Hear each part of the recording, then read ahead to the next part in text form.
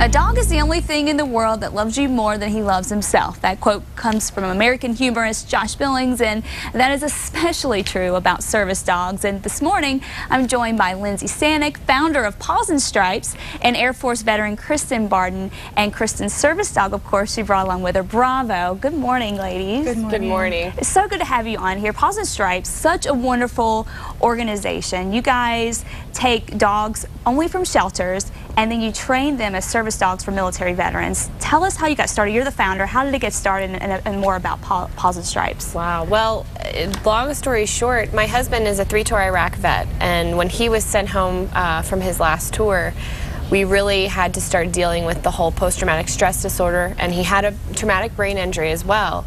So when we were looking at different ways to work with, you know, what can we do to make it easier for him, one of the things that came up was how much dogs were helping him. And when we saw how difficult and expensive it is through the organizations that were already established to get these service dogs, we decided finally to just do it ourselves. So we started it last June.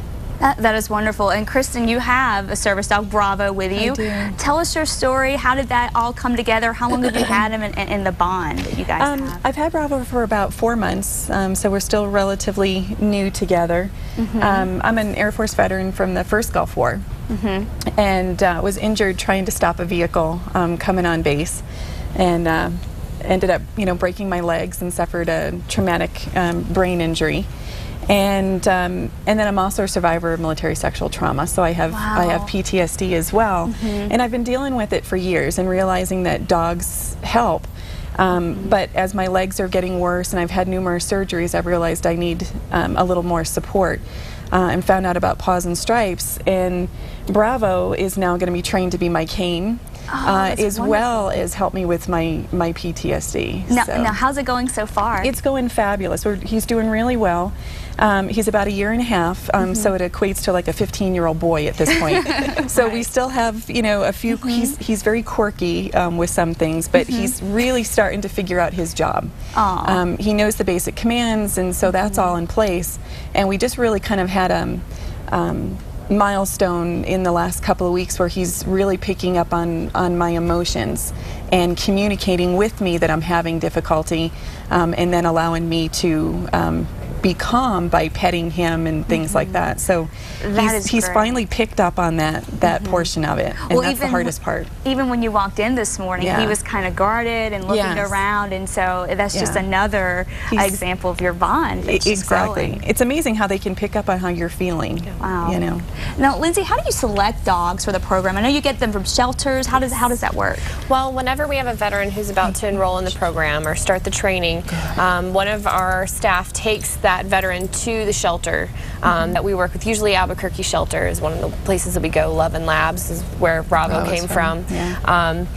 But we kind of help them go through and kind of meet the dogs, see which ones click, which ones don't, and based on their health, their size, and what the needs are really for the veteran. For example, she needed help with mobility. So, do you usually work typically with labs, or are there other types of dogs?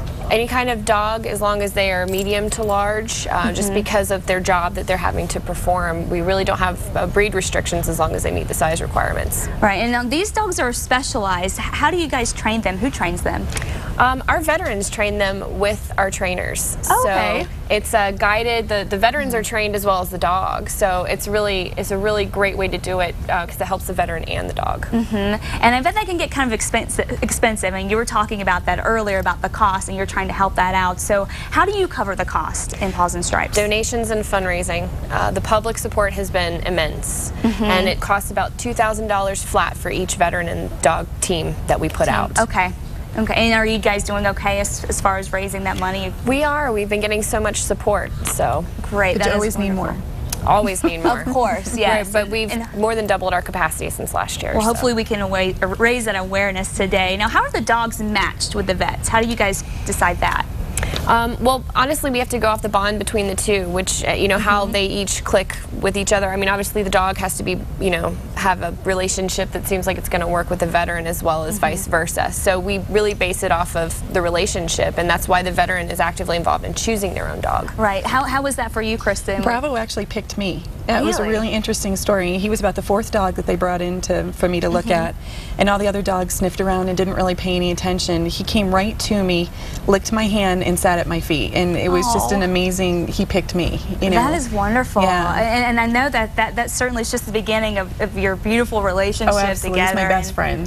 That is so good to hear. Yeah. Now, how can the community assist more in the effort to get some money and awareness and all that good stuff? Well, you know, if you can't donate, because obviously money is really important, the more money we have, the more veterans we can put out. But if you can't do that, volunteering is a huge help, and you can actually get our application off the homepage on our website. Now, what does volunteering involve?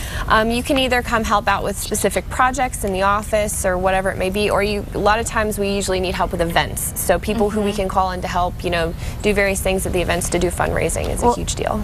Well, great. Now, here's the information on how we can contact you. I believe we can put that up on the screen there. Paws and Stripes, P.O. Box 46253, Rio Rancho, New Mexico, and you can call 505-999-1201, and of course go to the website pawsandstripes.org, and we'll have that website, of course, on our website casa.com. Thanks so much for coming in, and thank you so much for all that you do. Thank you for having us. It was wonderful to have you here today. Coming up next, Nob Hill is going to be hot tomorrow. We'll tell you all about it, the Route 66 Summerfest. Again, coming up next. Stick around.